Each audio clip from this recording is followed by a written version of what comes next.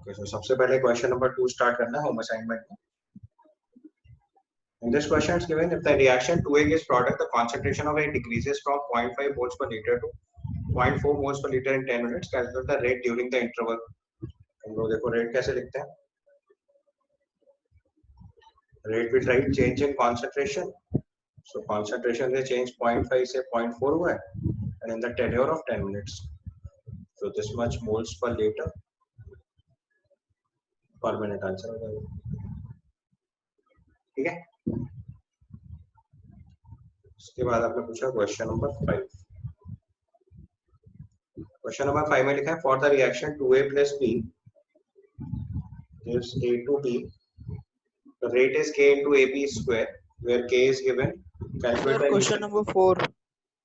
हम 4 बता दें. Calculate the initial rate of the reaction when A is given, B is given. Calculate the rate after A is reduced to this. तो आपको दो बार question solve करना है. सबसे पहले इसकी कॉन्सेंट्रेशन 0.1 इसकी 0.2 दे रखी है, तो पहले तो रेट आपने डायरेक्टली निकाल लिया होगा. K की value 2 into 10 to the power minus 6 into concentration of A into concentration of B square. इसको सॉल्व कर लेना. सेकंड स्टेप में उसने बोला हुआ कि A की जो कॉन्सेंट्रेशन है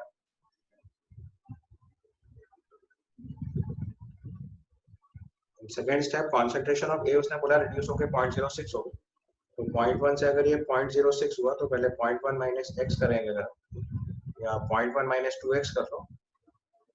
तो अगर ये 0.2 था ये तो 0.2 माइनस x हो जाएगा और आगे a to b कुछ फॉर्म होगा वो हमारे लिए रिक्वायर्ड नहीं है.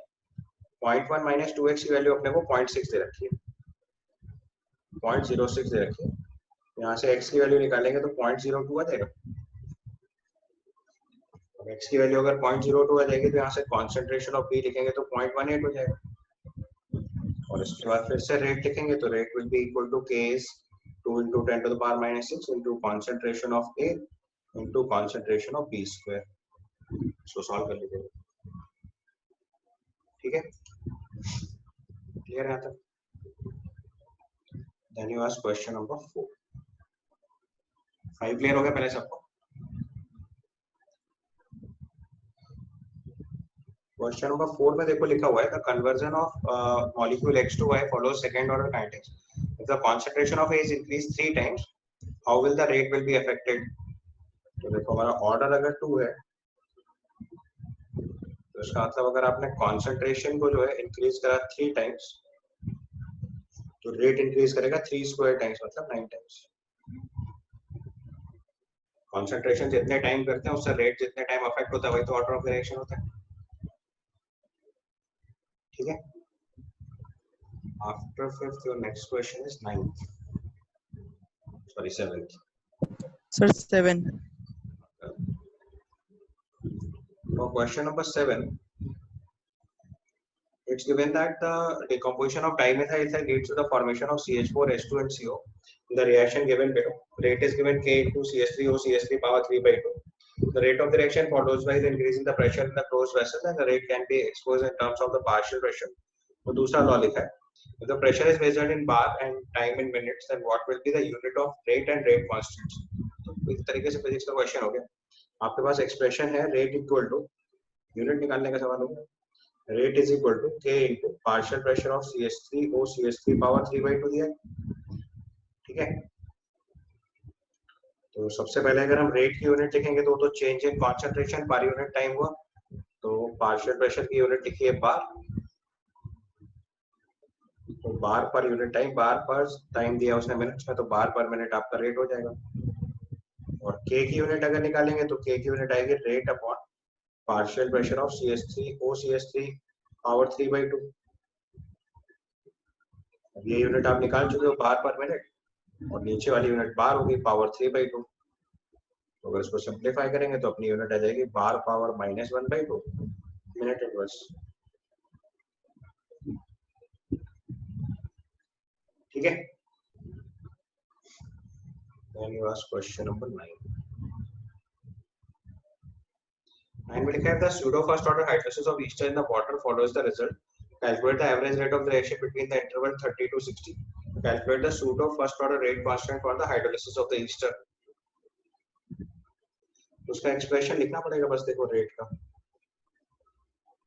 तो हम अगर लिखेंगे रेट इक्वल टू तो मैंने आपको बताया था इंस्टेंटेनियस रेट लिखेंगे हम लोग यहाँ पे, तो रेट की जगह हम लोग ऐसे लिख सकते हैं dx by dt is equal to k into x, ठीक है।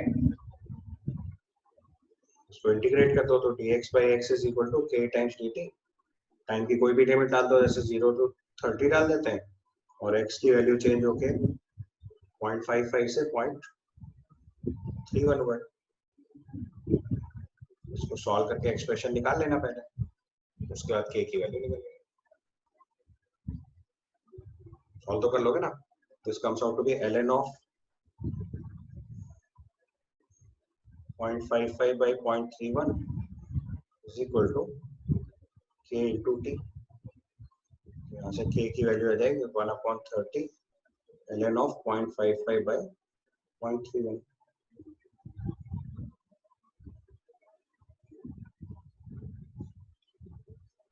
ठीक है, तो फर्स्ट ऑर्डर दिया है तो पावर 1 अप्लाई करनी थी। याद है ना, मैंने कल लास्ट क्लास में आपको रेट लिखना सिखाया था। रेट कैसे लिखते हैं? Rate equal to k into active mass of reactant power order of the reaction. Order of the reaction 1 दिया हुआ है, और रेट कैसे लिखना सिखाया था? इंस्टेंटेनियस रेट लिखना पड़ेगा माइनस dx by dt।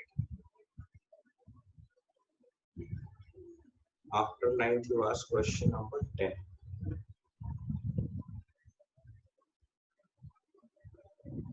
अब 10 देखो, बहुत अच्छा क्वेश्चन एक्चुअली में, और ये क्वेश्चन आपके एनसीईआरटी बुक है। अच्छा, इसको लॉग में आगे आगे तो सॉल्व कर लोगे ना, ये 2.303 अप्लाई कर देंगे, k equal to 2.303 by t log of 55 by 31। इसका लॉग टेबल यूज करके सॉल्व कर लीजिएगा, या यहीं पे इसी स्टेप पे छोड़ सकते हैं। ठीक है, इसका क्वेश्चन नंबर 10 जो है बहुत अच्छा क्वेश्चन है, इसको अच्छे से समझ लीजिए, because this is an conceptual question. और चूंकि ये क्वेश्चन एनसीईआरटी बुक है, इसलिए मतलब आप ये भी नहीं कह सकते कि कुछ एक्सेप्शनल डिफिकल्टी का क्वेश्चन और ऐसा नहीं पूछा जा सकता। तो ये आपका बहुत कॉमन क्वेश्चन है जो पूछा जा सकता है। ठीक है,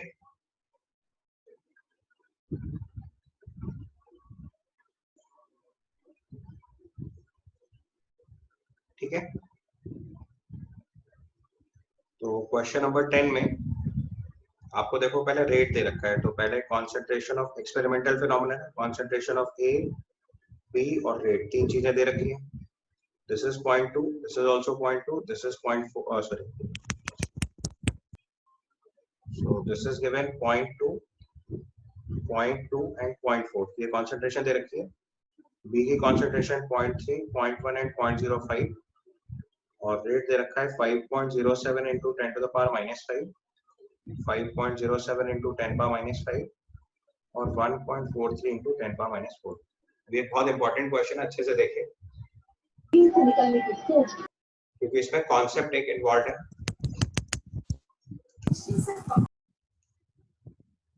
ठीक है, स्टार्ट करो।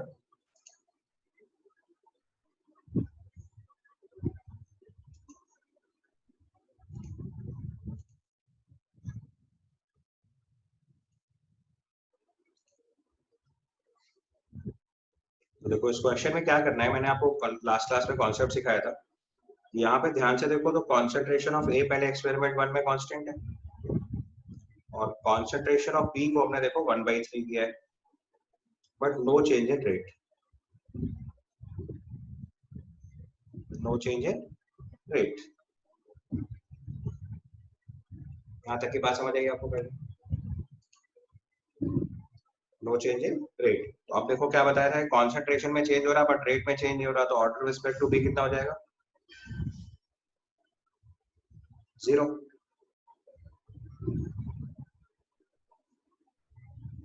ये समझ आया कैसे? बिकॉज 1/3 पावर 0 लगाएंगे, 1/3 पावर 0 करेंगे तो क्वेश्चन सॉल्व हो जाएगा।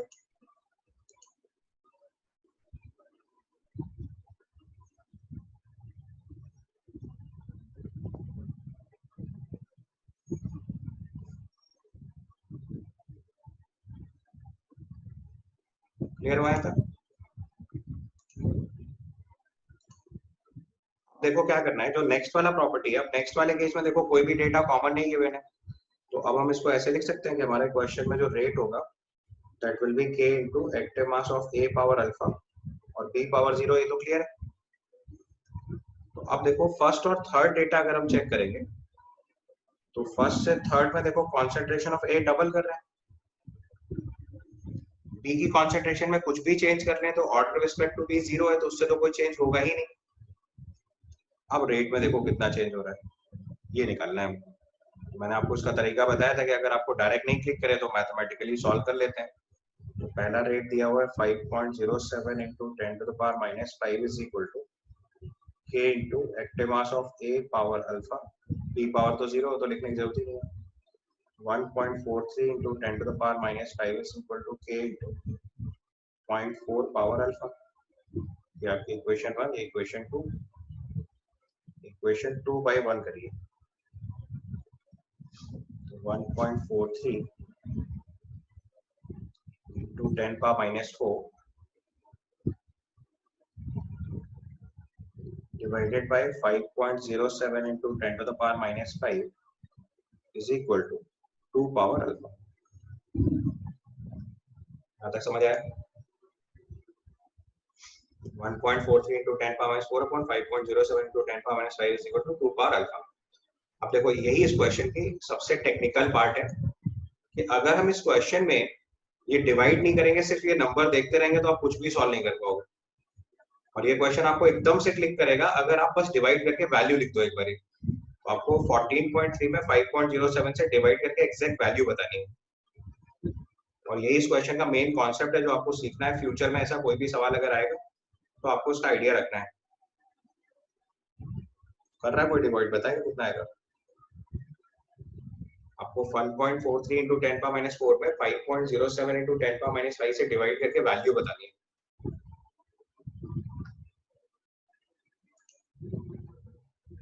So it comes out to be 2.82, perfect. अब ये जो 2.82 है ना, बस यही मैजिक है। इस 2.82 को हमें लिखना है 2 इंटू 1.41 और 1.41 देखो आपको पहचानने में आना चाहिए। 1.41 इज √2। बस यही इस क्वेश्चन की ट्रिक थी। तो अगर हम इसको ऐसे लिखेंगे 2√2 तो we may write 2 power alpha is equal to 2 to the power 3/2। यहाँ से अल्फा की वैल्यू 3/2 है। ये इस क्वेश्चन का मेन कॉन्सेप्ट था जो आपको समझ आना चाहिए। यानी फ्यूचर में इस बात के लिए मेंटली प्रिपेयर्ड रहना, क्योंकि मैंने लास्ट क्लास में आपको जितने भी क्वेश्चंस कराए थे उसमें हर बार या तो डबल आ रहा था या 4 आ रहा था या 8 टाइम्स आ रहा था, तो हम पावर आसानी से 2 में सेट कर ले रहे थे। बट अगर पावर √2 वाले केस में चला जाएगा तो √2 इज 2 पावर 1/2। तो √2 वाला केस हमेशा 1.41, 2.82 या उसी के मल्टीपल्स में आएगा। तो जब भी कभी ऐसा नंबर फंस जाए जिसको आप सॉल्व ना कर पा रहे हो, आपको रैंडम दिख रहा हो कि what would be the value, in that case what you exactly do is आपको पहले वो फ्रैक्शन निकाल लेना जो रिक्वायर्ड है। जैसे 2 पावर √2 है तो उसको आपको मतलब जो 1.41 है उसको √2 लिख लेना है। बस ये टेक्निक अगर आप समझ गए तो फिर आप किसी और सवाल में नहीं फंस सकते। यही सबसे ट्रिकी क्वेश्चन है। क्वेश्चन नंबर 11 में एक्सपेरिमेंट नंबर 2 एंड 3 चेक करो। तो उसमें कॉन्सेंट्रेशन ऑफ ए कांस्टेंट करने के बाद कॉन्सेंट्रेशन ऑफ बी हमने डबल करा, तो उससे जो रेट है वो 4 टाइम्स हुआ, मतलब 2 power 2। That means beta is 2। तो अगर मैंने इसको जनरलाइज करके लिखा rate equal to k into active mass of a into b square, तो यहाँ पे देखो हमारे पास अल्फा एंड बीटा अगर हम पावर में लिखें तो यहाँ से आपको बीटा डायरेक्टली 2 पता चल गया। अब इसके बाद एक्सपेरिमेंट नंबर 1 एंड 4 चेक कर लो। 1 एंड 4 में b कांस्टेंट है, कॉन्सेंट्रेशन ऑफ a देखो 4 टाइम्स किया है और यहाँ पे भी देखो ये भी 4 टाइम्स हुआ है। तो 4 टाइम्स 4 करने का मतलब 4 पावर 1, तो अल्फा की वैल्यू 1 आ गई। ये तो सिंपल रास्ता है। अब अगर आपको पूरा क्वेश्चन सॉल्व करना है, यू आर सेइंग नहीं सर पूरा मैथमेटिकली सॉल्व करना है, तो जस्ट अप्लाई द एक्सपेरिमेंट जो मैंने आपको बताया। सबसे पहले आप एक्सपेरिमेंट नंबर 1 और 2 एंड 3 का डेटा लिखो। तो 2 एंड 3 का डेटा लिखेंगे तो 7.2 into 10 to the power minus 2 is equal to k into 0.3 into 0.2 power beta, power लिखो पहले।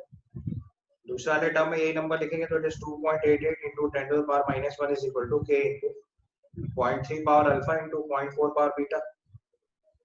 अब इक्वेशन नंबर 1 में 2 से डिवाइड करते हो या 2 में 1 से डिवाइड करते हो? तो लेट्स से 2 में मैंने इक्वेशन नंबर 1 से डिवाइड किया, ये वैल्यू आ गई 4 is equal to 2 power beta. यहाँ से सिंप्लीफाई करेंगे तो बीटा इक्वल टू 2 आ गया। ऐसे एक्सपेरिमेंट नंबर 1 और 4 चेक कर लो। एक्सपेरिमेंट नंबर 1 का रिजल्ट लिखेंगे तो 6 into 10 power minus 3 equal to k into 0.1 power alpha into 0.1 power beta, और फोर्थ वाला रिजल्ट लिखेंगे तो 2.4 into 10 power minus 2 is equal to k into 0.4 power alpha and 0.1 power beta.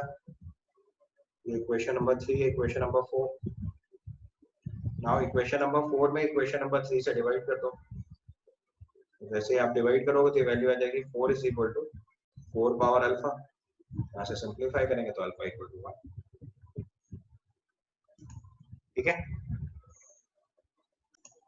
Question number 14 पे देखो क्या करना है आपको. मैंने कॉन्सेप्ट सिखाया था कि किसी भी रिएक्शन का रेट जब लिखते हैं जैसे N2 + 3H2 = 2NH3 है, तो इस रिएक्शन का अगर हम रेट लिखते हैं तो कैसे लिखते हैं, -dN2/dt is equal to -1/3dH2/dt is equal to 1/2dNH3/dt. आपको बताया था जो रेट ऑफ कंजम्पशन या रेट ऑफ फॉर्मेशन होता है उसमें स्टोइकियोमेट्रिक कोफिशिएंट से डिवाइड कर देते हैं सबके. आपको dNH3/dt दिया हुआ है और आपको dN2/dt और dH2/dt लिखा है. यहाँ से dNH3/dt क्वेश्चन में गिवन है, which is 2 into 10 to the power minus 4. अब यहाँ से आपको dN2/dt चाहिए पहले एक रिजल्ट, तो ये वैल्यू आ जाएगी 1 into 10 to the power minus 4, और दूसरे रिजल्ट में चाहिए dH2/dt, ये वैल्यू सॉल्व हो गई 3 into 10 to the power minus 4. ठीक है.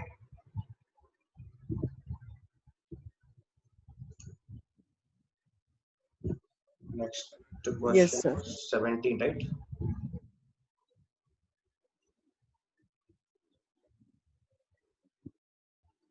सेवनटीन क्वेश्चन में देखो फिर से आपके पास जो डेटा है उसमें पहले कॉमन वाला एक्सपेरिमेंट चेक कर लो. तो देखो पहले एक्सपेरिमेंट नंबर 1 और 2 सिलेक्ट करो. उसमें H+ और CH3COCH3 दोनों कांस्टेंट है. ये कॉन्सेंट्रेशन देखो डबल किया और यहाँ रेट में नो चेंज है, तो order with respect to Br2 0 पता चल गया.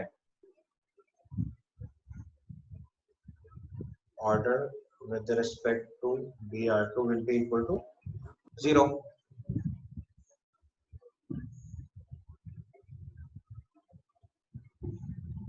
ठीक है. इसके बाद एक्सपेरिमेंट नंबर 2 and 3 चेक कर लो. तो एक्सपेरिमेंट नंबर 2 and 3 चेक करेंगे तो देखो CH3COCH3 फिक्स है, Br2 फिक्स है,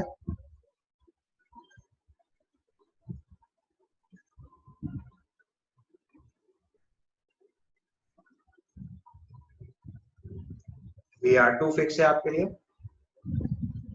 और कॉन्सेंट्रेशन ऑफ H2 देखो वो डबल हो रहा है, और रेट में अगर ध्यान से देखो तो what is the factor change,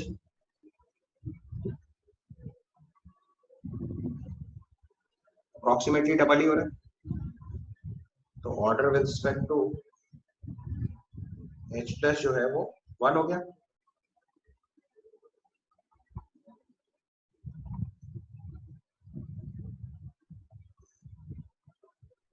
ठीक है. इसके बाद एक्सपेरिमेंट नंबर 1 and 4 चेक कर लो, या कोई भी एक और एक्सपेरिमेंट पे डेटा पुट करके आप रेट निकाल दो. तो आपको दो चीजें पता चल गई. ऑर्डर रिस्पेक्ट टू Br2 0 है, और तो हमारी पहली इंफॉर्मेशन से क्वेश्चन सॉल्व हो गया क्योंकि order respect to Br2 0 check कर लिया आपने तो आंसर है. It is an option based question, तो आपको पूरा सॉल्व करने की जरूरत है. ठीक है. और तो चेक करना है तो किसी भी एक डेटा को पुट करके बाकी ऑर्डर निकाल दो. तो थोड़ा मैथमेटिकली लिखना पड़ेगा. जैसे अब कोई भी एक एक्सपेरिमेंट लिख देते हैं तो 0.3 पावर अल्फा और 0.05 power let's say beta is equal to 5.7 into 10 power minus 4.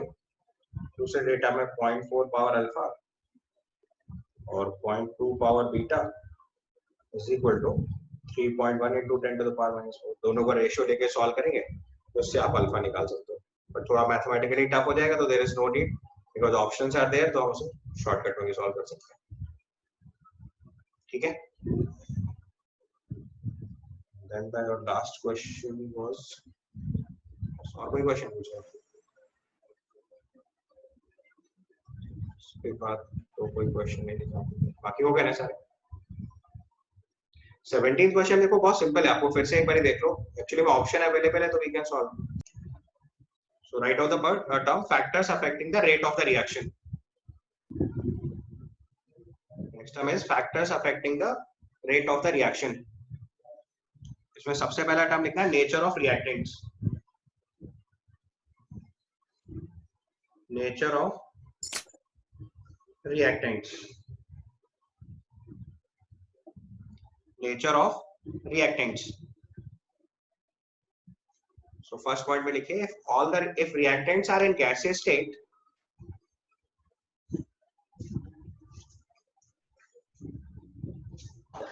Please repeat. If reactants are in gaseous state, then rate of the reaction will be higher. If reactants are in gaseous state, if reactants are in gaseous state,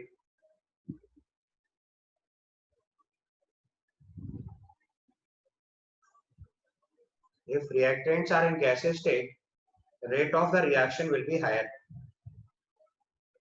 ऐसा इसलिए क्योंकि जो reactant है उनकी kinetic energy ज्यादा है, तो उनके रिएक्ट करने की प्रोबेबिलिटी हायर हो जाती है. सेकंड पॉइंट में लिखना है if particle size is smaller,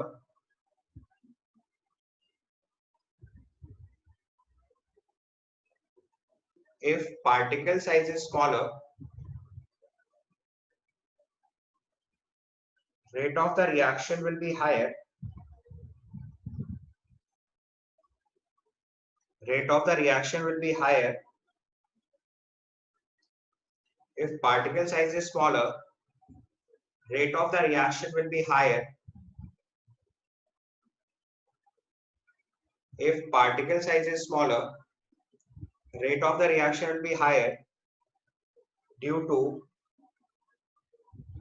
higher effective surface area.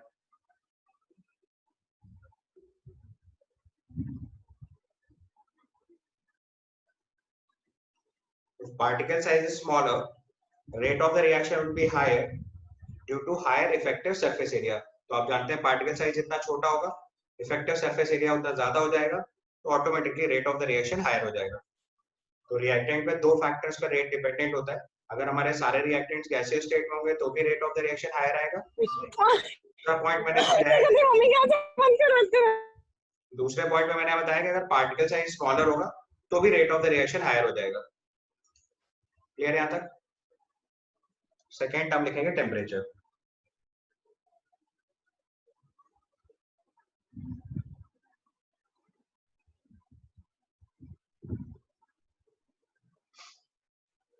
तो देखो टेम्परेचर इंक्रीज करने से हमेशा rate of the reaction increase करता है, तो उसको डायरेक्ट स्टेटमेंट में लिखिए. Rate of the reaction increases on increasing temperature. Rate of a chemical reaction increases on increasing temperature. तो किसी भी केमिकल रिएक्शन का रेट हमेशा टेम्परेचर इंक्रीज करने से इंक्रीज करेगा डिफॉल्ट. अब अगर इसको थोड़ा और प्रिसाइसली समझाऊं तो आप किसी भी केमिकल रिएक्शन के केस में अगर इस चीज को चेक करेंगे तो टेम्परेचर इंक्रीज करने से रेट इंक्रीज करता है.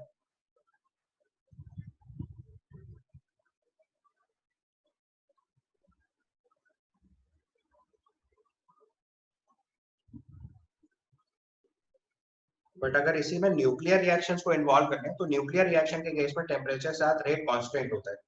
टेम्परेचर साथ rate of the reaction vary नहीं करता. तो ये एक स्पेशल केस लिख सकते हो आप. रेट अगेंस्ट टेम्परेचर अगर हम प्लॉट कर रहे हैं for nuclear reactions.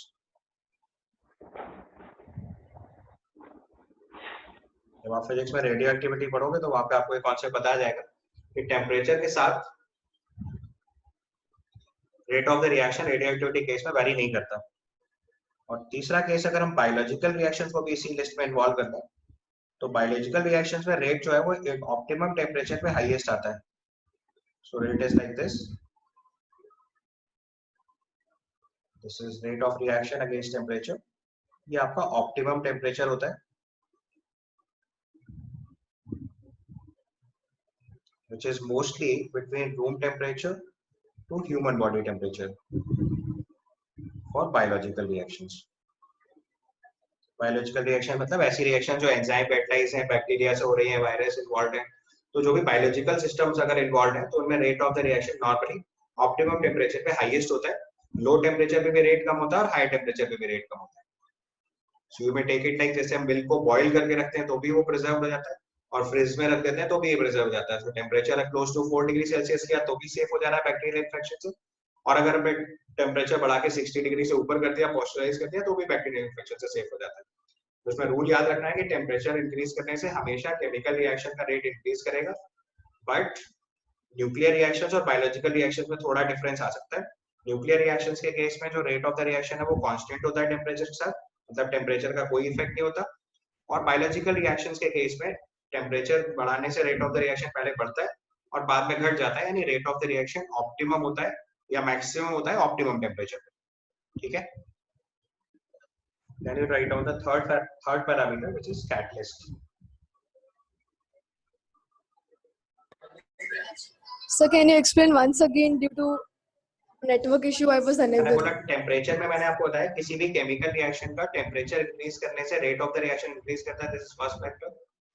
Second thing I said So from the nature of reactant. बेटा वो फिर आप रिकॉर्डेड लेक्चर में कवर कर लेना अगर इतना मिस हो गया तो, ठीक है। या अगर सिंपली समझना है तो बता देता हूँ, नेचर ऑफ द रिएक्टेंट में मैंने आपको बताया कि अगर रिएक्टेंट गैसियस स्टेट में होता है तो rate of the reaction higher होता है, पार्टिकल साइज अगर हम स्मॉलर करते हैं तो इफेक्टिव सरफेस एरिया बढ़ता है, इससे भी rate of the reaction increase करता है। और टेम्परेचर के केस में बताया कि अगर हम टेम्परेचर इंक्रीज करते हैं तो हमेशा केमिकल रिएक्शन के केस में rate of the reaction increase करेगा। न्यूक्लियर रिएक्शन में rate of the reaction temperature से इंडिपेंडेंट होता है, और बायोलॉजिकल रिएक्शन में rate of the reaction optimum temperature पे हाईएस्ट होता है। तो अगर किसी भी बायोलॉजिकल रिएक्शन के अंदर आपने अगर टेम्परेचर इंक्रीज करेंगे तो पहले रेट बढ़ेगा, फिर एक सर्टेन टेम्परेचर के बाद रेट डिक्रीज होना शुरू हो जाता है। जो ऑप्टिमम टेम्परेचर होता है that is mostly the temperature of room temperature to human body temperature. तो रूम टेम्परेचर से ह्यूमन बॉडी टेम्परेचर के बीच का जो टेम्परेचर है that is referred as optimum temperature. ठीक है, now the third parameter is catalyst. Sir, I have a can you explain me the third example what you told of biological reaction? Biological reaction मतलब कोई भी enzyme catalyst reaction है। Enzyme catalysation से मैंने milk का example बताया कि milk को अगर आप 4 डिग्री सेल्सियस से नीचे से कर दो तो भी बैक्टीरियल इन्फेक्शन नहीं होता है, बैक्टीरिया उससे कोई भी कंटेमिनेट नहीं होता, और पॉस्चराइज करा दो 60 डिग्री सेल्सियस से ऊपर तो भी सेफ हो जाता है। तो जितनी भी बैक्टीरियल रिएक्शन है वो रूम टेम्परेचर 25 डिग्री सेल्सियस से लेकर 37 डिग्री सेल्सियस के बीच में मैक्सिमम रेट कैरी करता है। Is that okay? Okay, sir. Thank you. Yes. So Sir, next endothermic reactions and exothermic reactions won't matter. नहीं बेटा, एंडोथर्मिक एक्सोथर्मिक रिएक्शन से आप कंफ्यूज कर रहे हो। एंडोथर्मिक रिएक्शन और एक्सोथर्मिक रिएक्शन में जो आपको इंक्रीज और डिक्रीज का आइडिया पता है वो इक्विलिब्रियम कांस्टेंट होता है, that is not rate of reaction. Chemical equilibrium में आपने पढ़ा होगा कि अगर टेम्परेचर इंक्रीज करते हैं तो इक्विलिब्रियम कांस्टेंट इंक्रीज करता है एंडोथर्मिक रिएक्शन में, और इक्विलिब्रियम कांस्टेंट डिक्रीज करता है exothermic reaction. So it is equilibrium constant not rate of the reaction.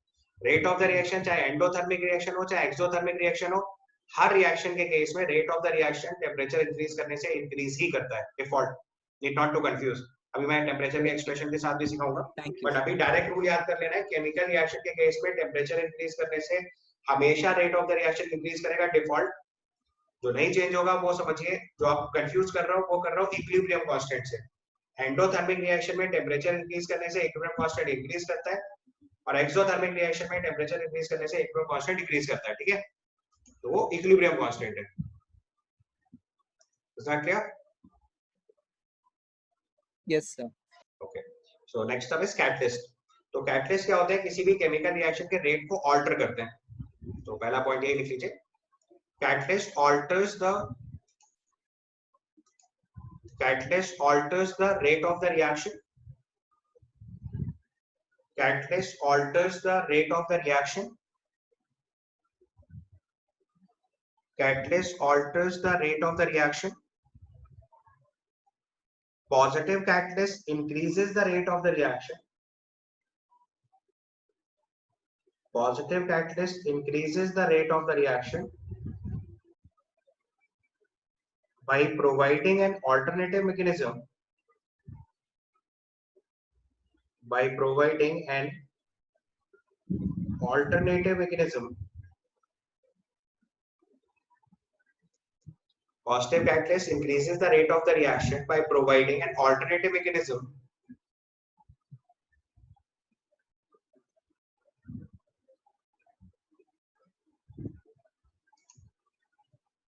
Positive catalyst increases the rate of the reaction by providing an alternative mechanism with the decrease of activation energy.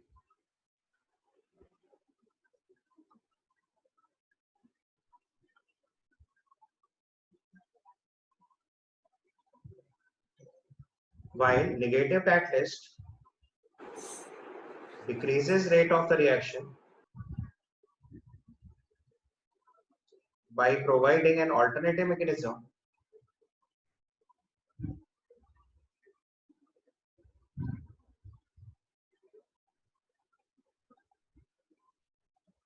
with the increase of activation energy. तो positive catalyst क्या करते हैं, हमारे rate of the reaction को increase करते हैं, negative catalyst rate of the reaction को decrease करते हैं. लॉजिक इज पॉजिटिव कैटलिस्ट जो है वो एक्टिवेशन एनर्जी को कम करा देते हैं और नेगेटिव कैटलिस्ट एक्टिवेशन एनर्जी को बढ़ा देते हैं. ठीक है, अब इस चीज को ग्राफिकली समझते हैं.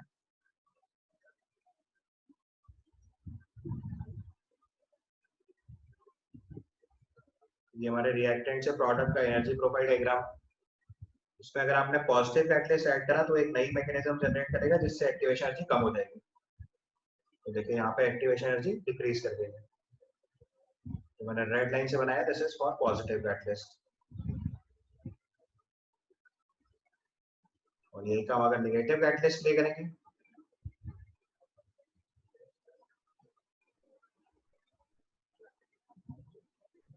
This is reactant, this is product. Negative catalyst अपनी नई ऑल्टरनेटिव मैकेनिज्म बनाएगा जिसमें एक्टिवेशन एनर्जी को बढ़ा देगा और रेट ऑफ द रिएक्शन कम हो जाएगा. सो this is for negative catalyst.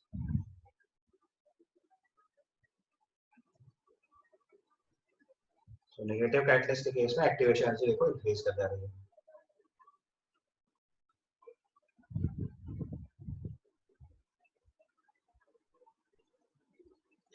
Positive catalyst जो है वो एक्टिवेशन एनर्जी डिक्रीज करके रेट ऑफ द रिएक्शन बढ़ाता है और negative catalyst activation energy increase करके रेट ऑफ द रिएक्शन को कम कर देता है. तो अगर इक्विलिब्रियम के केस में हम लोग इस चीज को टैकल करें तो मैंने एक प्लॉट बनाया आपको. एक रिएक्शन विदाउट कैटलिस्ट का केस लिखा, एक पॉजिटिव कैटलिस्ट का केस लिखा, एक नेगेटिव कैटलिस्ट का केस लिखा. तो अभी आप यहाँ पे अगर एक्टिवेशन एनर्जी को नोटिस करो तो ये देखो activation energy of forward reaction, और इधर वाली साइड पे अगर हम प्लॉट कर रहे हैं तो this is activation energy of backward reaction. और अगर रिएक्टेंट एंड प्रोडक्ट का एनर्जी डिफरेंस लिखेंगे तो ये एंथैल्पी है डेल्टा एच. तो कैटलिस्ट ने देखो पोजीशन ऑफ इक्विलिब्रियम को अफेक्ट नहीं किया है because activation energy of forward reaction और बैकवर्ड रिएक्शन को कैटलिस्ट इक्वली अफेक्ट कर रहे हैं. मतलब अगर फॉरवर्ड रिएक्शन की एक्टिवेशन एनर्जी को बढ़ा रहे हैं तो बैकवर्ड रिएक्शन की एक्टिवेशन एनर्जी को नहीं बढ़ा दे रहे हैं. और अगर नेगेटिव पॉजिटिव कैटलिस्ट के केस में देखेंगे तो फॉरवर्ड रिएक्शन की एक्टिवेशन एनर्जी जितनी कम हो रही है, रिवर्स रिएक्शन की भी एक्टिवेशन एनर्जी उतनी ही कम हो रही है. तो कैटलिस्ट जो है वो पोजीशन ऑफ इक्विलिब्रियम को अफेक्ट नहीं करते. तो ये पॉइंट अलग से हाईलाइट कर लेना है. और ये सारी बात आपने इक्विलिब्रियम में पढ़ी होगी, बट एक बार मैं आपको क्विकली रिव्यू करा दे रहा हूँ तो उस पॉइंट को अलग से मेंशन कर लीजिए. पहले पॉइंट में लिखना है catalyst don't affect the position of equilibrium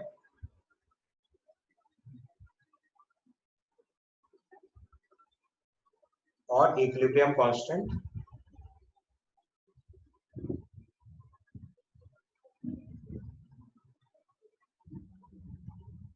catalyst do not affect the position of equilibrium or equilibrium constant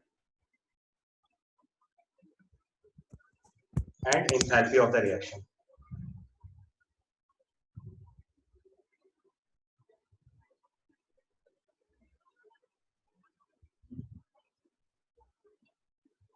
ठीक है, इसका रीजन क्या हुआ? Catalyst affects both forward reaction and backward reaction equally.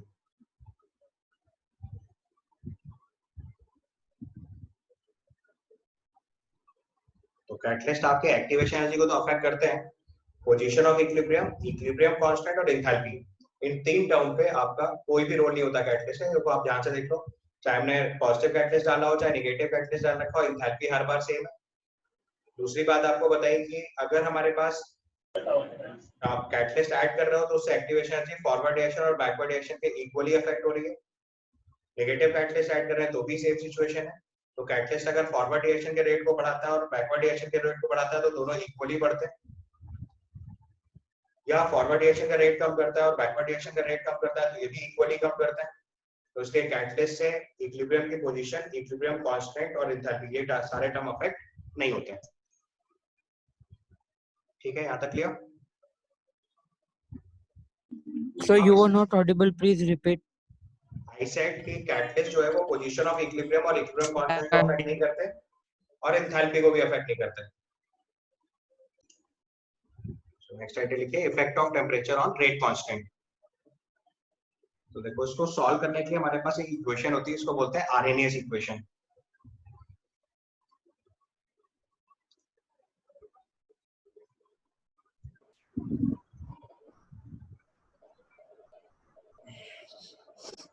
ARRHENIUS RNAs equation. RNAs equation for rate constant is K is equal to A e raised power minus EA by RT. ये equation ठीक से learn कर लेना, because आपके board level exam में तो direct equation ही पूछ ली जाती है। सो RNAs equation is K is equal to A e raised power minus EA by RT। और इसमें सारे टर्म्स का मतलब समझना है बेटा। K जो है इसको बोलते हैं rate constant,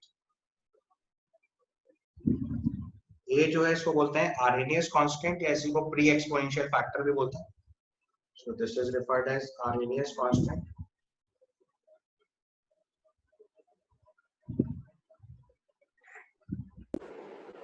Sir, your voice is not coming clear.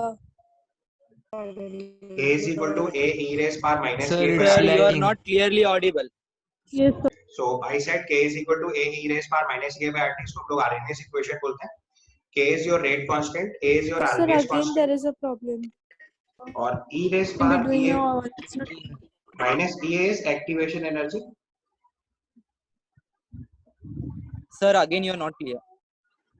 अभी मैं नोट कर रहा हूँ, आप लिखते जाओ। Yes, sir. Again you are not clear. So okay, अभी आप नोट डाउन कर लो, मैं इक्वेशन लिख ही रहा हूँ, वैसे भी बोल ज्यादा रहा ही नहीं। K is rate constant, A is RNAs constant, EA is activation energy, T is temperature, and R is universal gas constant.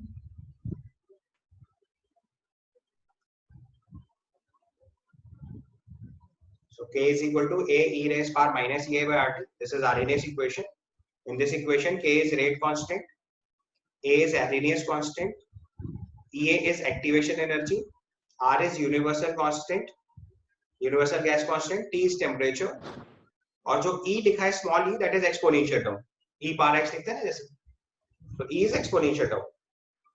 Clear? अब जो आरएनएस कांस्टेंट है इसी को हम लोग कभी-कभी फ्रीक्वेंसी फैक्टर भी लिखते हैं या प्री एक्सपोनेंशियल फैक्टर भी लिखते हैं। So this is also referred as pre exponential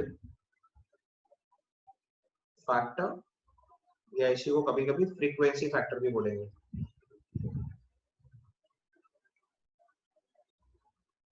right? अब इस इक्वेशन को सॉल्व करने के लिए हम लोग क्या करते हैं, दोनों तरफ ln अप्लाई करते हैं। So if you apply ln on both the sides, it becomes ln of k is equal to ln of a minus a by RT. ln of k is equal to ln of a minus a by RT. या फिर अगर इसी को log में convert करते हैं तो log of k is equal to log of a minus a upon 2.303 RT. तो ये इसके 3 वेरिएशंस हैं। आपसे क्वेश्चन में इनमें से कोई भी फॉर्म पूछी जा सकती है, तो you should be aware of it. So normally RNAs equation will write as k is equal to a e raised power minus a by RT.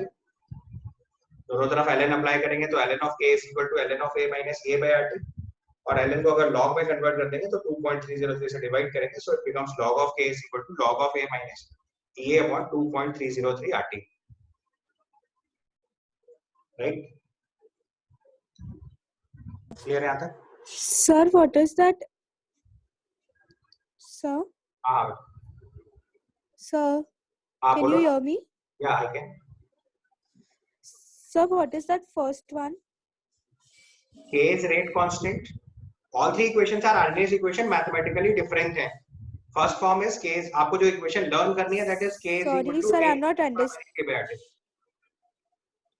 आपको जो equation learn, so I said K is tending to A when activation energy tends to 0 or temperature tends to infinity. That is why जो A होता है इसको हम लोग maximum rate constant भी बोल सकते हैं. A is referred as maximum rate constant. ठीक है. So ln of K is equal to ln of A minus A by RT लिखा. मैं तीन एक्सप्रेशन लिखे पहले.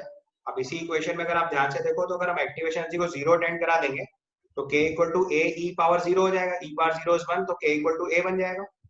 और अगर आप टेम्परेचर को इन्फिनिटी टेंड करा देंगे तो 1 upon infinity tends to 0. 1 upon infinity tends to 0 तो भी आपका रेट कांस्टेंट जो है वो K टेंड कर जाएगा. So ln of K equal to ln of A minus A by RT में इसको हम लोग y equal to mx plus c से कंपेयर करके ln of K versus 1 by t plot बनाएंगे. So this will be a line with a negative slope. Slope of the line will be equal to minus EA by R. Slope of the line will be equal to minus EA by R. And the y-axis intercept is ln of A. And in a similar manner, अगर आप log के साथ इसी चीज को plot कर देंगे, if you plot the same equation for log, so you may write log of K is equal to log of A minus EA upon 2.303 R into T. So if you plot the same thing for log of K versus 1 by T, तो बस केवल slope change होगी. So if you plot log of K versus 1 by T,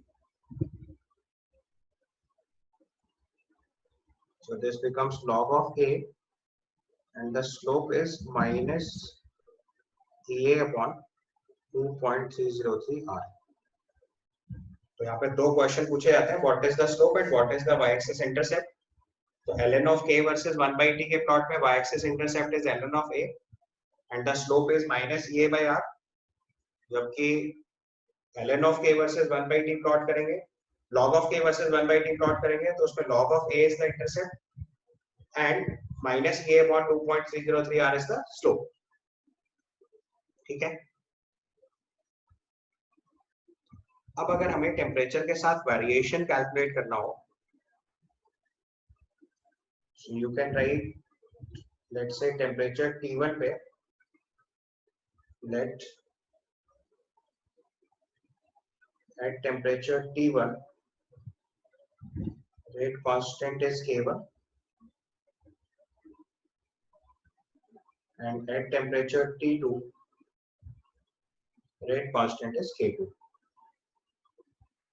So we can write two equation. Log of K1 is equal to log of A minus EA upon 2.303 R into 1 upon T1.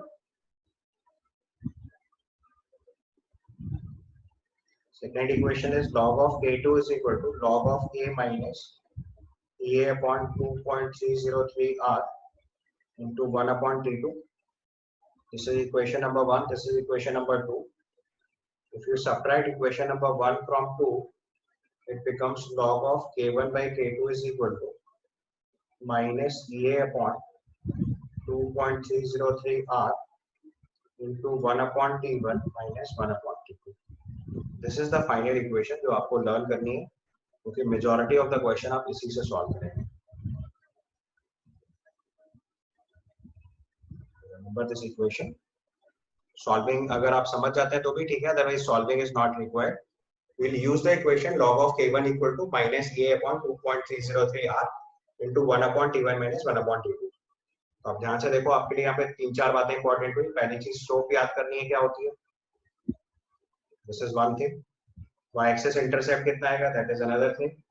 And this is the third thing जो आपको temperature के साथ variation learn करना है कि अगर हम temperature T1 से T2 वेरी करेंगे तो what will be the variation of rate constant. So log of K1 by K2 equal to minus EA upon 2.303 R into 1 upon T1 minus 1 upon T2.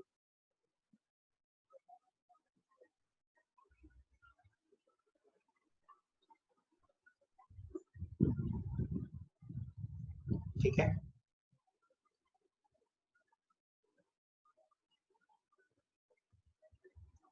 is that clear? अब चूंकि ये mathematically बहुत complex हो जा रहा है तो आपको इक्वेशंस तो ऐसे ही यूज करनी है, बट आपके केस में इसको सिंप्लीफाई करने के लिए एक और नया तरीका होता है जिसको हम लोग बोलते हैं temperature coefficient.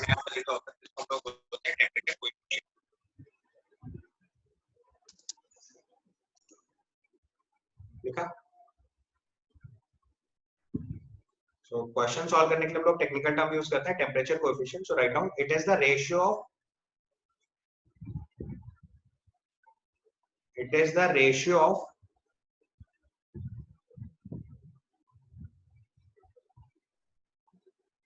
it is the ratio of rate constant at 35 degrees Celsius to rate constant at 25 degrees Celsius. It is the ratio of rate constant at 35 degrees Celsius to the rate constant at 25 degrees Celsius, or it is the factor by which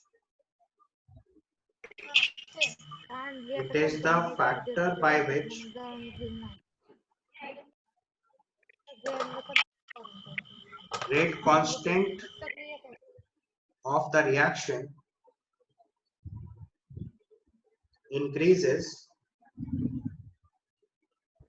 with the increase in every 10 degrees Celsius temperature.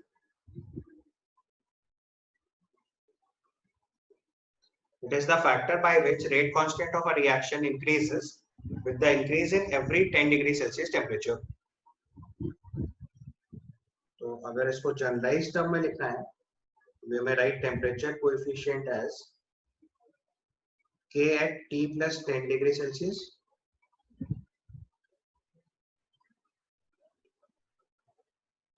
T plus 10 degrees Celsius upon K at T degrees Celsius. और most of the reactions के लिए जो temperature coefficient होता है उसकी value 2 से 3 के बीच में होती है। ये चीज नोट बना के लिख लेना। For most of the chemical reactions,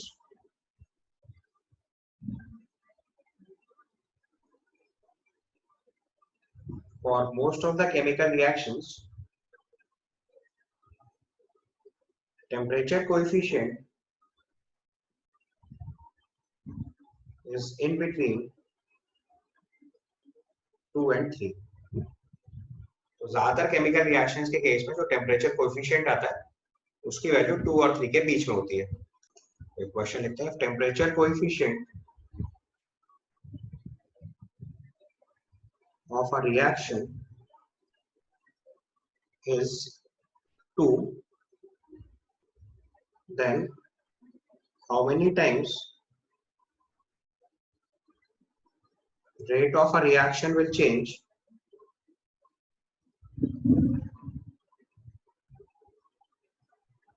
with the increase in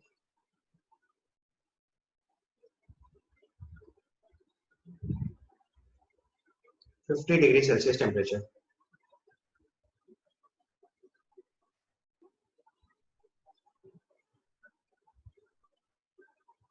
So if temperature coefficient of a reaction is 2, then how many times rate of the reaction will change with the increase in 50°C temperature?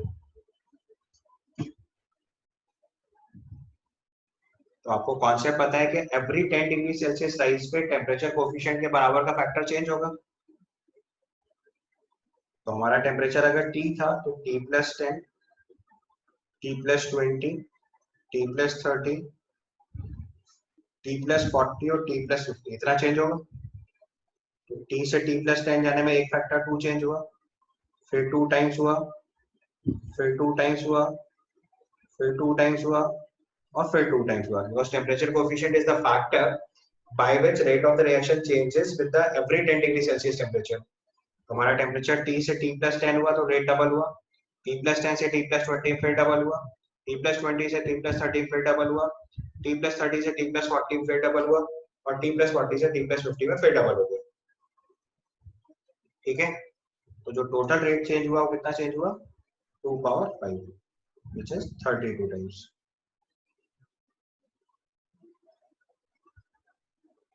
Sir, can you explain once again? I said जो temperature coefficient होता है, पहले temperature coefficient का मतलब समझना है।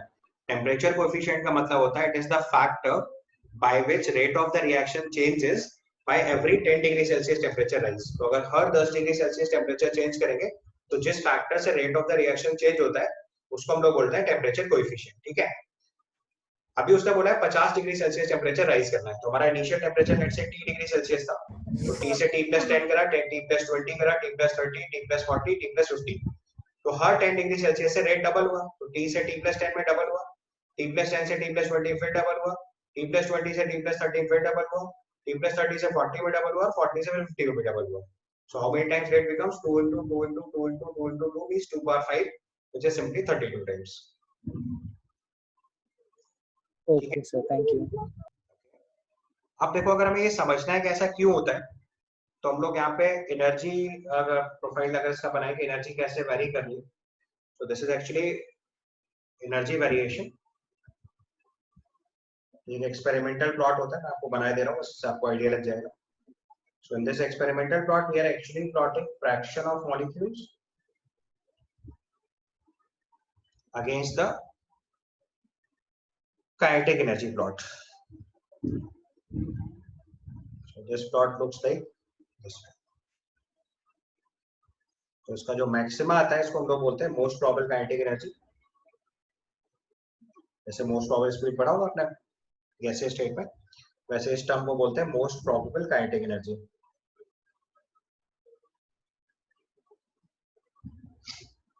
ठीक है, अब इसमें अगर हम एक पोजीशन मार्क कर दें यहाँ पे एक्टिवेशन एनर्जी,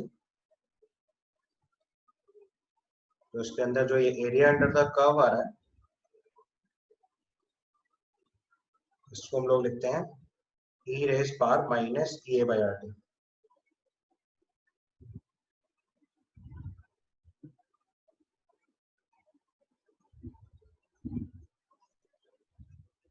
ठीक है, और अब अगर हमने इसका टेम्परेचर राइज किया, तो this plot is at T degree Celsius let say. अब इसी का दूसरा प्लॉट बनाए अगर हम T+10 डिग्री सेल्सियस में,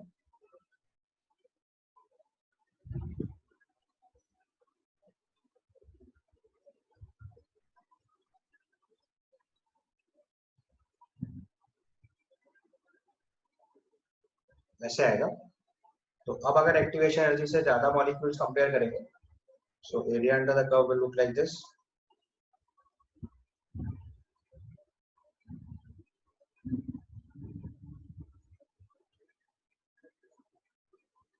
ठीक है, तो अगर हम इसको ग्राफिकली समझाएं तो यहाँ पे जो टेम्परेचर कोएफिशिएंट होता है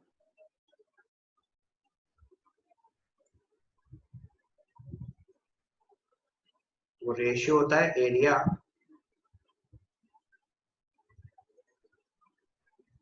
red shaded and area orange shaded.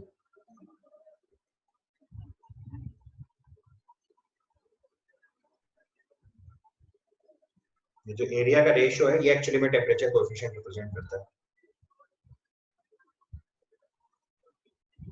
और यहाँ पे हमने एक और नया टर्म अभी इनकॉर्पोरेट किया, उसका भी मतलब लिख लेना।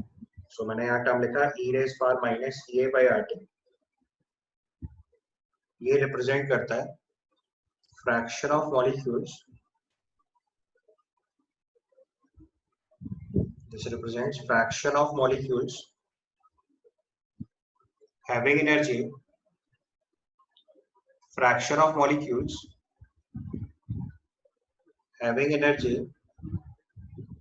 greater than or equal to activation energy।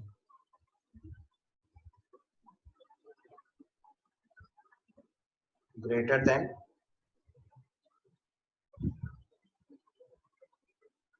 or equal to activation energy। So fraction of molecules having energy greater than or equal to activation energy।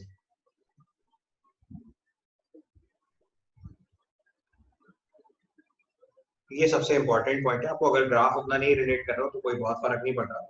जो याद रखने की बात है वो ये है कि e रेज पावर माइनस ये बाटी, ये क्वेश्चन आएगा आपके एग्जाम में।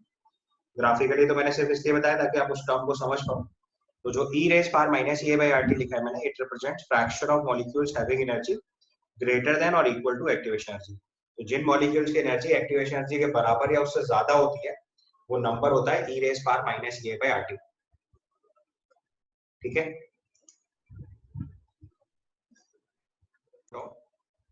जस्ट लास्ट में नोट बना के वन बाय वन सारे पॉइंट लिख दीजिए, क्योंकि देयर आर सम इंटरप्रिटेशंस जो क्वेश्चन के फॉर्म में पूछे जाते हैं आपसे।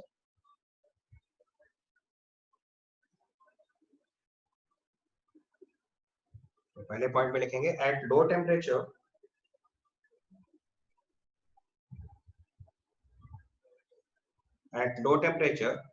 temperature sensitivity of a chemical reaction is higher. At low temperature sensitivity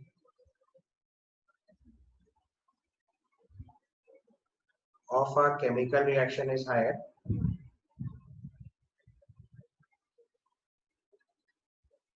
इसका मतलब समझ आया कि अगर हमारा टेम्परेचर बहुत कम होगा तो उस समय अगर आप टेम्परेचर राइज करोगे तो rate of the reaction significantly rise करेगा, क्योंकि बहुत कम रिएक्टेड मॉलिक्यूल होंगे जो रिएक्ट कर रहे होंगे। तो आपने जैसे ही टेम्परेचर बढ़ाया तो rate of the reaction significantly increase करेगा। बट अगर टेम्परेचर बहुत ज्यादा हो जाएगा तो उसके बाद अगर आप टेम्परेचर चेंज करेंगे भी तो बहुत ज्यादा फर्क रेट ऑफ द रिएक्शन पे नहीं पड़ेगा। एक पॉइंट समझ आया?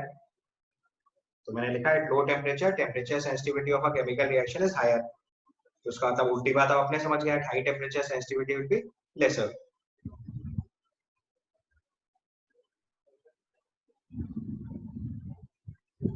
और दूसरे पॉइंट में लिख लीजिए for a chemical reaction,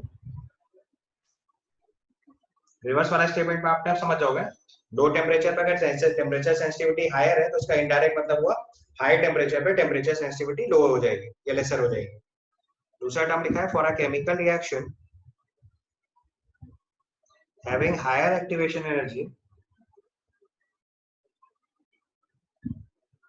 for a chemical reaction having higher activation energy,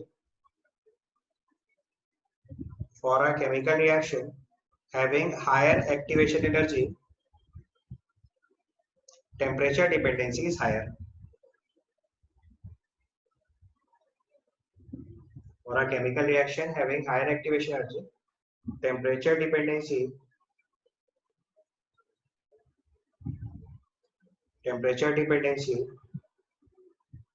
of the chemical reaction is higher.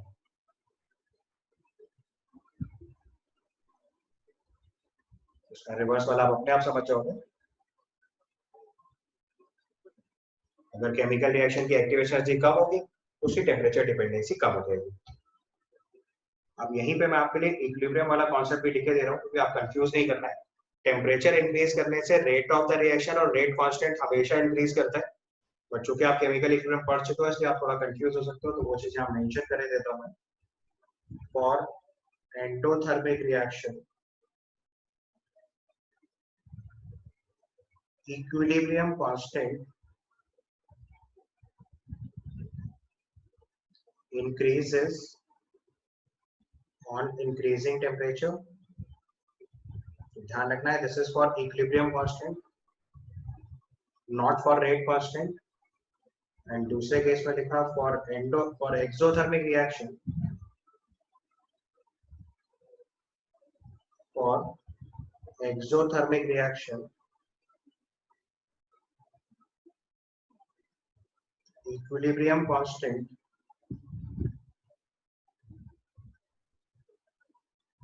decreases on increasing temperature।